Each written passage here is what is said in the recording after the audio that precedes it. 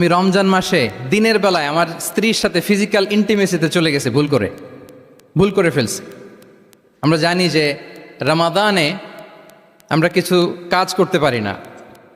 সিয়ামের সংজ্ঞাই হচ্ছে আসওমু হুয়াল ইমসাক আনিল আকলি ওয়া শুরবি ওয়াল জিমাই মিন তুলুইশ শামসি ইলা মিন তুলুইল ফাজরি ইলা গুরুবি শামসি মা আন-নিয়া। মানে রোজা হচ্ছে এটা এমন ইবাদত, সূর্যোদয় থেকে সূর্যাস্ত পর্যন্ত না খেয়ে থাকা, কোনো কিছু পান না করা, এবং দিনের বেলায় বিবাহিতরা তাদের স্ত্রীদের সাথেও ইন্টিমেসিতে যেতে পারবে না। এটা যদি কেউ মেনটেন করে, এটা হচ্ছে সিয়াম।